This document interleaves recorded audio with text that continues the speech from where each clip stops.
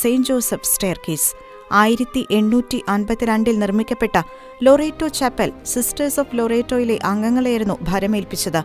എന്നാൽ രണ്ടാം നിലയിലെ ഗായകവേദിയുമായി താഴത്തെ നിലയെ ബന്ധിപ്പിക്കാൻ കോണിപ്പടികൾ ഇല്ലെന്ന അവസ്ഥ തിരിച്ചറിയുകയും ചാപ്പൽ ആർക്കിടെക്റ്റായിരുന്ന അന്റോണിയോ മൗളി അപ്രതീക്ഷിതമായി മരണപ്പെടുകയുമായിരുന്നു. സിസ്റ്റേഴ്സ് ഓഫ് ലൊറേറ്റോ അംഗങ്ങൾ ഈ സാഹചര്യത്തിൽ മരപ്പണിക്കാരനായിരുന്ന വിശുദ്ധ യൗസേ പിതാവിന്റെ നവനാൾ നൊവേന ഈ പ്രത്യേക നിയോഗാർത്ഥം ചൊല്ലുകയും 9-ാം ദിനം ചാപ്പലിന്റെ വാതിൽക്കൽ മരപ്പണിക്കാരനെന്ന് സ്വയം പറഞ്ഞ് ഒരാൾ വരികയും കോണിപ്പടിയുടെ നിർമ്മാണം താൻ ഏറ്റെടുക്കാമെന്നും അറിയിക്കുകയുമായിരുന്നു.